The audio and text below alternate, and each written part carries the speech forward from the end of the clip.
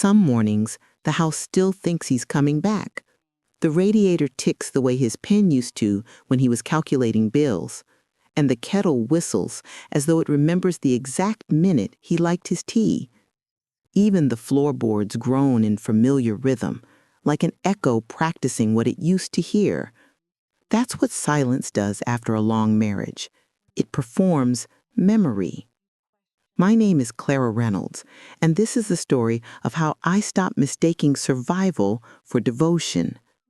I live now on the outskirts of Concord, New Hampshire, in a white clapboard cottage that leans slightly east. The siding peels in summer. The porch smells of rain and lilac. I tell people I downsized, but really, I right-sized, made a life small enough to fit my own heartbeat again. When I first met Daniel Reynolds, I was 24 and soft-spoken, the kind of woman who ironed napkins for dinner parties that never happened. He worked in insurance, crisp shirts, exact numbers, precise smiles.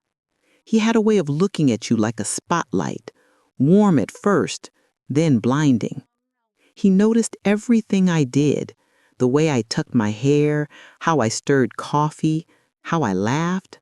It felt like being seen. I didn't know yet that being studied isn't the same thing. He told me, "You keep life tidy, that's rare." I thought it was a compliment. What he meant was, "You're easy to contain." We married the following autumn. Our wedding photos are still framed somewhere in my daughter's attic. Me in lace sleeves, him with certainty in his eyes. Everyone said we looked perfect together. His order balancing my warmth. That balance lasted exactly until my warmth stopped obeying his order. The early years were ordinary enough. Bills, babies, church picnics, late-night movies. He built us a house with white shutters and a lawn trimmed like a military haircut. Neighbors called it the storybook place. Inside those walls, the story bent a little differently. Daniel never shouted. He calibrated. He'd pause before answering, long enough for me to fill the silence with apology. He'd say, "I'm not angry, I'm disappointed," as if that were mercy. He never had to raise his voice. My guilt did the work for him. Little corrections became daily rituals. "Don't talk over me. Don't wear that shade, it draws attention. Don't invite her, she's a bad influence." The word "don't" became our household hymn. I started shrinking in centimeters you couldn't measure. When the children came, Lydia and Grant, my world folded into theirs. Daniel called me steady, which sounded better than tired. He liked when the kids said, "Yes, sir," and when my hair stayed one color. On Sundays, we sat in the same pew, hands politely close, and every time the pastor said, "Love is patient," Daniel would squeeze my fingers just enough to remind me he expected proof. I told myself this was normal, that every marriage has rules unspoken. Mine were simply stricter, that's all. Years passed.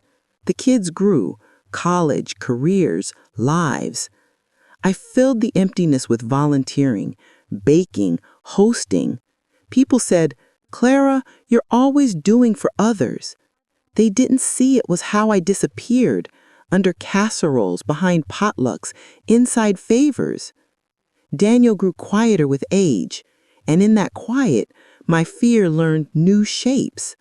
It didn't shout, it hummed. One February night, an ice storm hit. Power lines down, candles lit, the kind of darkness that makes a room confess itself. Daniel sat across from me at the kitchen table, the flame flickering between us like a mediator. He said, "You know, without me, you'd have nothing." It wasn't cruel. It was casual, like saying, "Pass the salt." I smiled, reflex more than belief, but inside something small and stubborn whispered, "Then let's see." That whisper was my first act of rebellion. After that night, I began noticing my own absence. How often I said sorry for existing. How often I deferred. So I began writing. Not a diary, just fragments. Sentences like, "Today, I didn't flinch when the door slammed. Today, I laughed too loudly and nobody died. I hid the notebook behind the detergent in the laundry room because he never did laundry." Each page was a secret inch of oxygen. Then came June Marine, the woman from the Saturday market farmer's market. She sold lavender soap tied with hemp string and spoke like someone who'd already forgiven herself. I bought 2 bars I didn't need just to keep talking. She told me, "People think lavender calms the body. Really, it tells the body it's safe again." Safe. I hadn't used that word in years. We became friends. Coffee on Tuesdays, long walks through the Greenway Trail. She never pried, but one morning she looked at me and said, "You look like a window that wants to open." I laughed until my eyes watered. I think that was the first true laugh since my wedding day. Daniel noticed the shift. He didn't shout, he calibrated. He started checking my mileage, asking who I was texting, claiming he was protecting what's his. I used to think jealousy meant love. Now it just meant surveillance. He installed a home security app that pinged every door that opened. So I started going out the back gate. Every boundary can be rewritten if you learn the blueprint. One afternoon, Lydia called from Chicago. She said, "Mom, you sound tired." I told her I was fine. Mothers say that when we're anything but. She paused, then whispered, "You know you could leave, right?" I looked around the kitchen, every drawer labeled, every spice alphabetized, every trace of me turned into system. And I said, "I don't even know where I'd go." She answered, "Anywhere you can breathe." After we hung up, I wrote in the notebook, "Anywhere I can breathe." I began saving money, little bits from grocery change, gift card refunds, secret deposits in a cookie tin. I told Daniel I was meal planning. He liked efficiency. He didn't notice that efficiency was funding my exit. I researched apartments in secret, job listings, used cars. The internet became my accomplice. Private tabs, incognito searches, passwords hidden in recipes. Freedom, I learned, has a digital trail if you're careless. The night I left, the moon was swollen and quiet. He was away on business, and the house finally felt still enough to tell me the truth. Go. I packed one suitcase, the notebook, a small framed photo of the kids, and my mother's locket, the one she wore even in hospice. I left a note on the counter. "You can have the furniture, the car, the house. I'm taking what you never saw." I didn't cry. Not then. Tears are for endings. This was a beginning. I drove toward the edge of town until the radio lost signal. At a red light, I caught my reflection in the rearview mirror, eyes swollen, lips trembling, and whispered, "You did it." Then the light changed, and I drove on. That was 3 years ago. My new house has uneven floors that squeak when the wind changes. I like it that way. It means the place is alive. I paint the walls different colors just because I can. No more beiges, no more muted tones designed to keep the room calm. Calm, I've learned, isn't always peace. Sometimes it's suppression. I keep June's lavender soap on every sink, the smell of safety lingering in the air. Sometimes I still wake at 3 a.m. expecting the old weight beside me. Then I hear nothing but my own breathing and realize that quiet, when chosen, is music. Last week, I walked into town for groceries. A neighbor stopped me, said, "Clara, you seem lighter." I told her, "I am. I stopped holding things weren't mine to carry." She didn't know what I meant, but she smiled anyway. I know people think divorce is failure. They see it as a fracture. But sometimes breaking the shell is how you hatch the bird. I'm not proud of how long it took me to leave, but I am proud I finally did.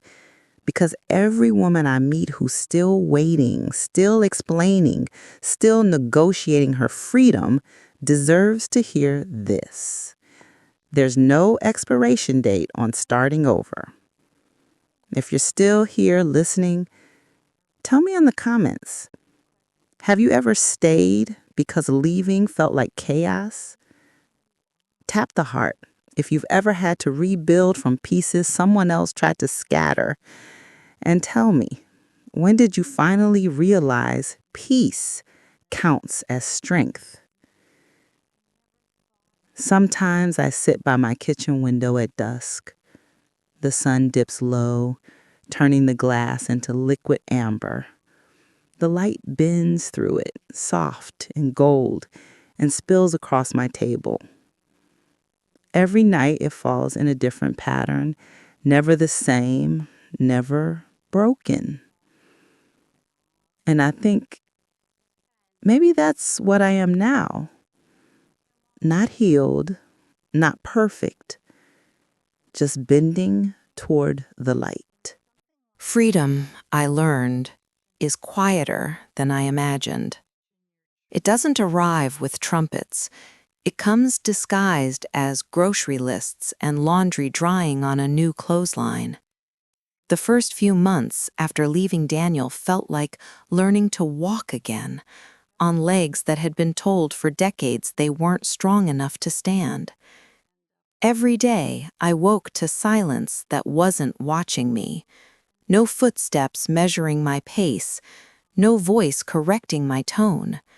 Just the kettle, the window, and the sound of my own breathing. I didn't recognize my life yet, but for the first time, I could hear it.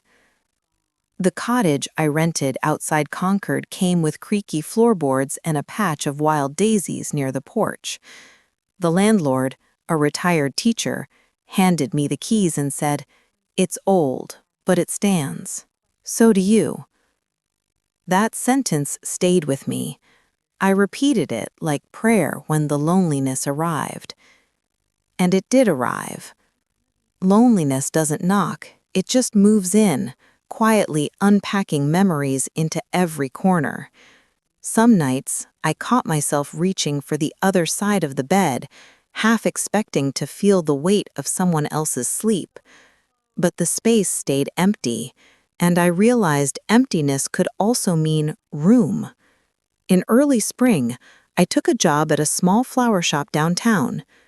The owner, an older woman named Marta, smelled perpetually of soil and peppermint. She said, "You've got gentle hands. Gentle hands make brave arrangements." I didn't know what she meant until she taught me how to balance a bouquet. "You can't crowd the blooms, Clara. Leave space for air. They last longer that way." I smiled because I knew she wasn't just talking about flowers. The rhythm of the shop soothed me. Mornings spent trimming stems, afternoons watching people buy apology roses and celebration lilies. Sometimes I'd stare at the petals and wonder which kind of love they were going home to. Then, one afternoon, my phone buzzed with a name I hadn't seen in months. Daniel Reynolds. I almost didn't answer, but curiosity has its own gravity. When I picked up, his voice was too smooth. He said, "Clara, I found something of yours." My throat tightened. "What is it?" He said, "Just come by. We should talk." He said it like he was still allowed to summon me. I told him I'd think about it. I didn't. I hung up, turned off the phone, and sat still until the shaking passed. My hands smelled of eucalyptus and dirt. They smelled like work, like independence. That's when I realized he no longer had access to me unless I opened the door. But the past has a way of sending its echoes. A few weeks later, I got a call from the bank. A polite voice. Female. Steady. Mrs. Reynolds, sorry, Ms. Reynolds, we're just confirming an address change request on your joint savings account. My heart tripped. What account? I asked. The one ending in 4921. It's still listed under both names. I froze. That account was supposed to be closed. She continued. It appears a withdrawal was made last month. I didn't hear the rest. The words blurred into static. All I could think was, he's still reaching, even from miles away. That night, I sat at my kitchen table with a glass of cold tea, staring at the worn notebook I'd brought from the old house. It was still there, filled with every small defiance I'd ever written. I opened it to a blank page and wrote, "He's still trying to own the silence I earned." The next morning, I went to the bank in person. The clerk confirmed it. 2 transfers, 1 large. All before the divorce had finalized. I drove home on autopilot, the spring sun spilling over the highway like it didn't know anything had gone wrong. I wanted to scream, but I didn't. Because anger for me had always been private, a language I'd never been fluent in. Instead, I called Marta. She didn't ask questions, just said, "Come in early tomorrow, we'll keep your hands busy." That night, June came over. I told her bits and pieces before, but never the whole story. She listened while I spoke in circles about money, control, and how it all still found its way into my bones. She leaned back in her chair and said, "You know what light does when it hits glass at an angle?" I frowned. "What?" She said, "It bends, but it still keeps traveling." It was the same metaphor she'd used years ago, and suddenly it hit me differently. Maybe bending wasn't weakness. Maybe it was survival's shape. A week later, I received a letter. Not email, not a call, a letter. The return address was Daniel's new townhouse in Portsmouth. Inside was a short note. "We should have handled the finances differently. I've decided to move on. I'm glad you're finding yourself. -D." There was a check inside. No apology, no explanation, just numbers typed neatly on the line. I didn't cash it. Instead, I tucked it in the back of my notebook next to a pressed daisy from the shop. Some debts, I decided, aren't worth settling in dollars. The same week, I started seeing Ethan, a man from the coffee shop near the florist. He was quiet, with hands that looked used to fixing things. He never asked about Daniel, he only asked about my favorite songs, my garden, my coffee order. He said, "You listen like you've had to before." We went for walks by the river. No promises, just air. It wasn't romance yet. It was recovery with company. Still, Daniel found ways to appear. A mutual friend called to say he'd been worried about me. Someone else mentioned he'd shown up at the church asking questions. He wasn't threatening. He was performing concern. That's what manipulators do when they lose their stage. They turn empathy into surveillance. So I did what I'd never dared before. I told people the truth. When the friend called again, I said, "Please don't tell him anything about me. If he wants to know how I am, he can ask the mirror." And I meant it. By summer, life began to soften around the edges. The flower shop filled with wedding orders and tourists. I spent evenings reading on the porch, the sound of cicadas stitching the hours together. Sometimes I caught myself smiling at nothing. Then, one humid afternoon, I came home to find an envelope taped to my door. No name, just handwriting I recognized. His. Inside a single sentence, "You'll regret painting me the villain." I sat down on the porch steps, the heat pressing against my skin, and let the words sit in my lap like an old mistake. Then I tore the letter in half. Then again, then into confetti, small enough to fit inside my pocket. That night, I threw it into the river. The pieces scattered across the current, reflecting light before sinking. And I thought, so this is what release looks like. Weeks later, a call came from the bank again. They'd completed their review. The funds were returned. Officially. Quietly. Justice, it turned out, doesn't always wear sirens. Sometimes it wears paper trails.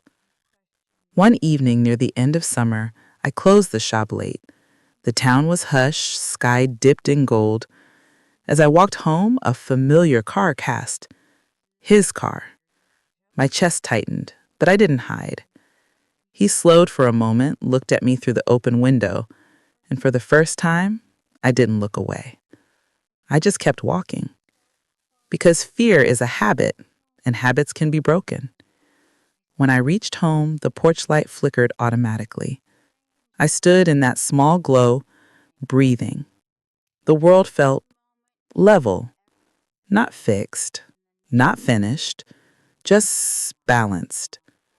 Inside, I opened the notebook one last time that night and wrote, "He tried to break me, but I learned to bend like light. Silent, certain, still moving forward." Autumn in New Hampshire has a way of making you believe in second chances. The trees flare up like confession, gold, rust, crimson, each leaf letting go without needing applause. It's a season that knows endings can be beautiful too. By September, I'd built a rhythm that felt almost like peace. Morning walks, work at the flower shop, tea at dusk. Evenings were for small rituals, lavender soap, clean sheets, the quiet hum of a lamp. I'd begun to live without expecting interruption. But peace, I've learned, always gets tested. It started with an email from a local journalist. Her name was Mara Jennings from the Concord Ledger. She wrote, "Ms. Reynolds, I'm preparing a profile on small businesswomen. I understand you worked for Daniel Reynolds in the past?" Worked for. Not married, too. He'd rewritten history so thoroughly, even the archives believed him.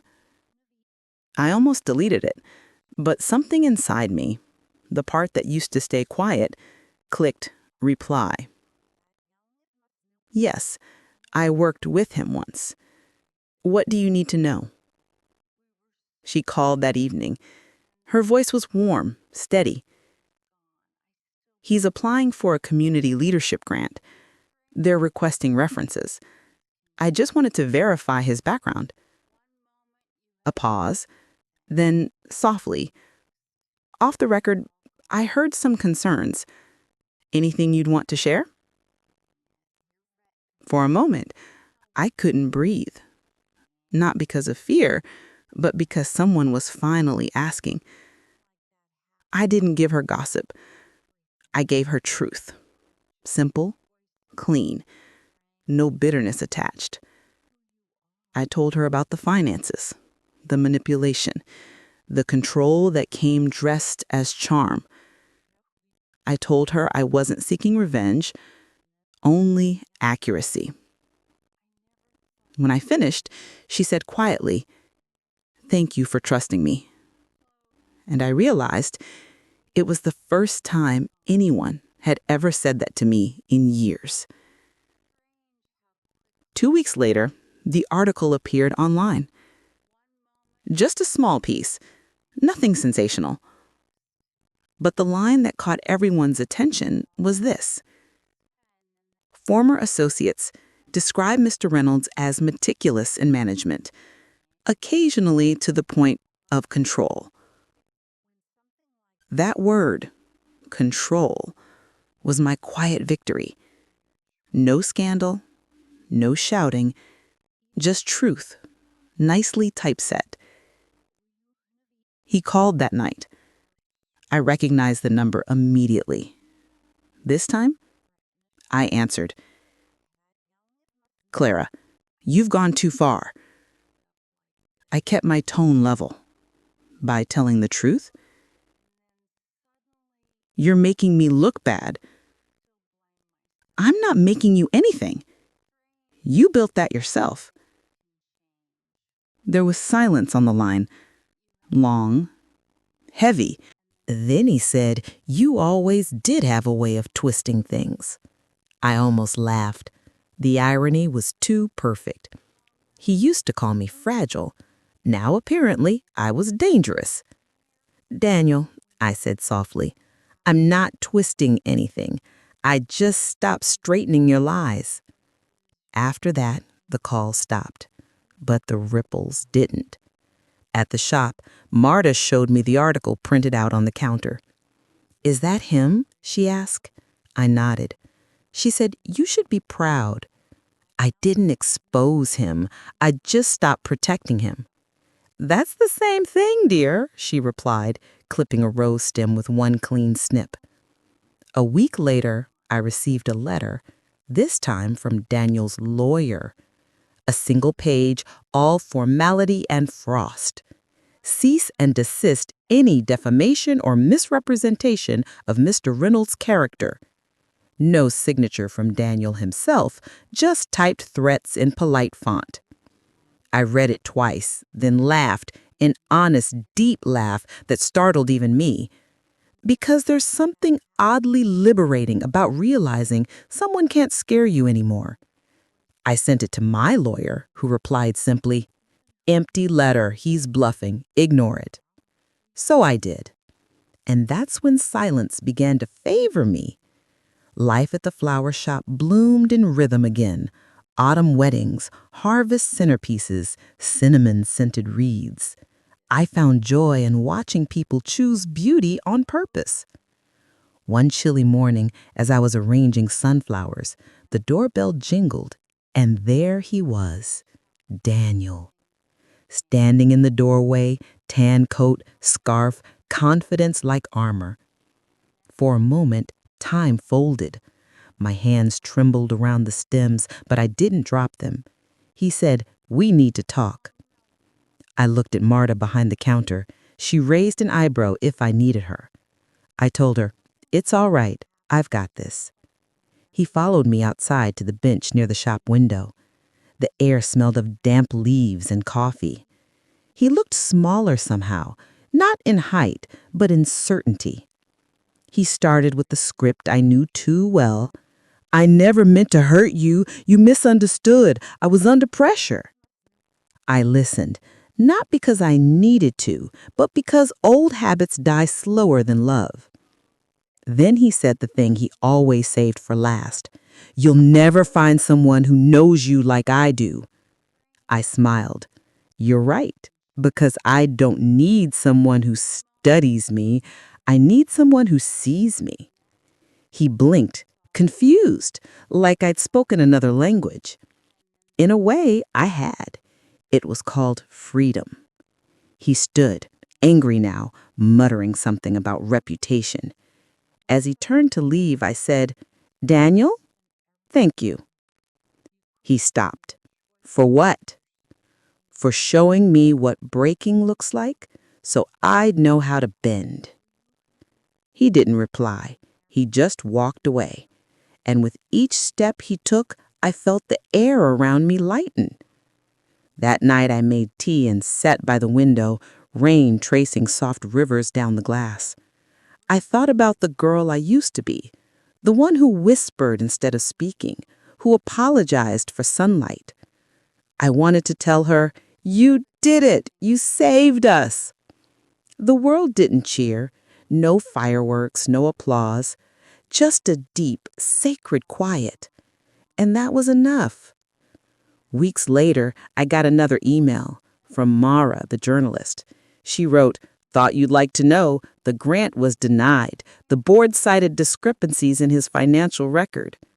I stared at the screen, smiling, not vindictive, not triumphant, just steady. Because justice doesn't always punish. Sometimes it just prevents. One afternoon near Thanksgiving, I visited the river, the same one where I'd once thrown his letter into the water. The trees were bare now, their reflections long and thin against the current. I took out my old notebook, the one I'd hidden for years, and read the final page I'd written. He tried to break me, but I learned to bend like light. I tore the page out gently, folded it, and let it go, watching the paper swirl downstream. It caught a glint of sun before sinking, and I realized everything that falls can still shine first. The next morning, Ethan met me at the shop with 2 coffees. He asked if I wanted to drive up north for the weekend, see the leaves. I said yes. Not because I needed to escape, but because I was ready to go toward something again. As we drove, I rolled down the window, letting the wind rearrange my hair. For the first time in years, I didn't fix it back in place. He glanced at me and smiled. He said, "You look happy." I said, "I am. Finally, the light is coming from inside the glass." Spring came early that year. The snow melted like it was finally tired of keeping secrets. The maple trees behind my cottage began to bud, and the world smelled of rain and second chances. I was sitting on the porch one morning with a cup of tea, watching the sunlight crawl up the fence, when I realized something simple but profound. For the first time in years, I wasn't waiting for the other shoe to drop. The quiet wasn't ominous anymore. It was peace, plain and unadorned. It's strange how healing doesn't announce itself. There's no trumpet, no epiphany, no choir singing, "You made it!" It happens in fragments. The first night you sleep through without dreaming of escape. The first laugh that doesn't feel borrowed. The first grocery trip where you don't flinch when someone says your old last name. That's how it happened for me. Ordinary moments turning sacred because I was finally present for them. After the confrontation outside the flower shop, Daniel faded from my orbit like fog burning off the water. He didn't call again, didn't write, and even if he had, I wouldn't have answered. It wasn't anger anymore, it was distance, like 2 parallel lines that used to touch before geometry intervened. For a while, I wondered if forgiveness was supposed to feel like love. It doesn't. Forgiveness feels like setting down something heavy you've carried so long you forgot your hands could open. At the shop, life bloomed, literally and otherwise. Marta trusted me with more responsibility. I started designing arrangements on my own. I discovered I had an eye for asymmetry. Bouquets that leaned, tilted, flowed. She said, "You always find balance in imperfection." And I smiled because that's what my life had become. Something bent but beautiful. Ethan and I kept seeing each other, softly, like sunrise learning the edges of a window. We didn't label anything. We just shared time. He taught woodworking on weekends and sometimes brought me small gifts, a carved wooden bookmark, a keychain shaped like a leaf, a single daisy he said matched my laugh. I wasn't used to kindness without an agenda.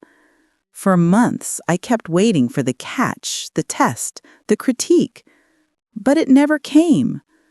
One evening, as we watched the river shimmer under dusk, he said, "You don't need to explain why you like silence, Clara.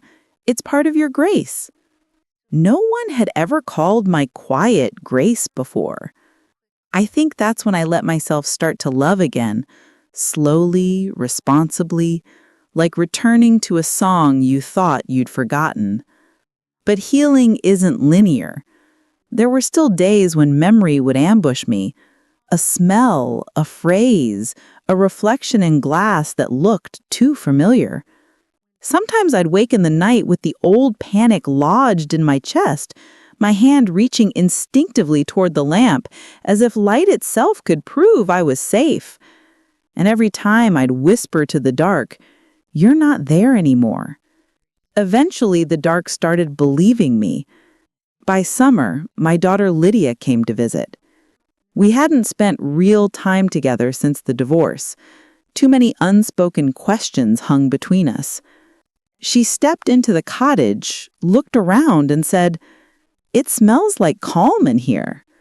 We cooked dinner together, pasta and laughter, and quiet pauses that didn't ache. At one point she asked, "Do you ever miss him?" I thought about it carefully before answering. I miss who I thought he was, but not who he turned out to be. She nodded slowly. "I get that." Later that night, she found my notebook sitting on the coffee table, the one that had followed me through every chapter. She opened to a random page and read aloud, "One day, I'll stop defining myself by what I left." She looked up, smiling through tears. "You did it, Mom." And for the first time, I believed her. When Lydia left, she hugged me longer than usual. She whispered, "I'm proud of you." It's amazing how 4 words can undo years of shame. I stood on the porch watching her car disappear down the road, and I thought about all the ways we inherit silence from the women before us. My mother had stayed in her own quiet marriage, believing endurance was nobility. Maybe, in some way, my leaving was her redemption too. In late August, Marta decided to retire and offered me the shop. She won it in gentle hands, she said. I was terrified.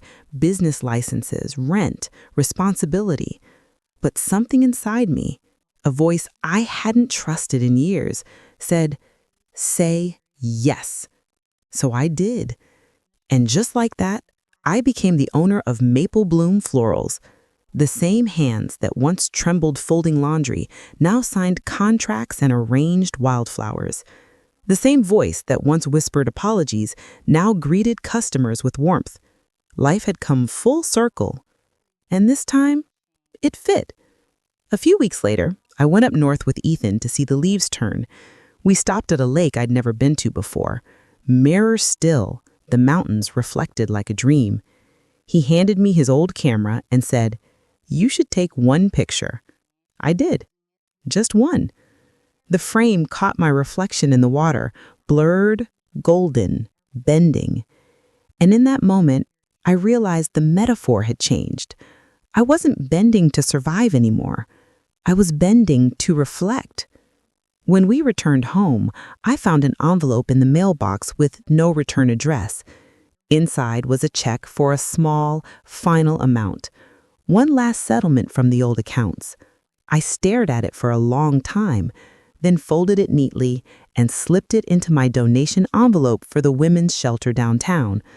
Let his money do something honest for once. In September, I hosted an open house at the shop. The whole town came, families, couples, tourists. June brought her soaps. Lydia sent flowers from Chicago. Even the mayor stopped by, shaking my hand and saying, "This place feels alive again." That night, after everyone left, I sat among the petals and twinkle lights, the air thick with the smell of roses and rain. I whispered to the empty room, "Thank you." Not to anyone in particular, just to the life that stayed, to the woman who chose herself.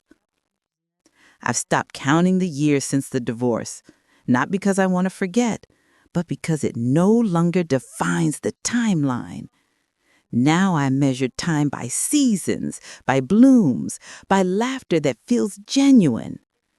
When people ask if I'd ever marry again, I tell them, I don't need vows to prove love. I just need presence that feels peaceful. Ethan understands. We love quietly, like light bending through leaves. Sometimes customers come in looking for flowers for difficult occasions, apologies, goodbyes, regrets. One afternoon, a young woman walked in, nervous, twisting her ring. She said, "My mother always said women should endure, but I think I'm done enduring." I handed her a bouquet of irises and said, "Then you're blooming." She smiled through tears, and as she left, I realized that's what I'd become. Not a survivor, not a victim, but evidence that resilience can look gentle. This morning, I sat by the window with my tea, watching the sunrise spill gold across the floor. The light bent through the glass in a pattern I hadn't seen before. Beautiful, unpredictable, new. And I thought, after all these years, I finally understand. Bending doesn't mean weakness. It means direction. It means continuing. Life didn't give me the ending I planned. It gave me the one I needed. I lost a marriage, but I found my self-respect. I lost a house, but I gained a home. I lost a silence that suffocated me and gained one that heals. And sometimes when the afternoon sun drifts through my shop window and lands on the lilacs, I think of every woman who's still inside the storm, waiting for light to change. I want to tell her, you don't have to shatter to be free. You just have to bend and keep moving forward. Because here on True Life Stories, we don't just tell stories, we remember them. Subscribe, stay with us, and help the silence end, one true story at a time.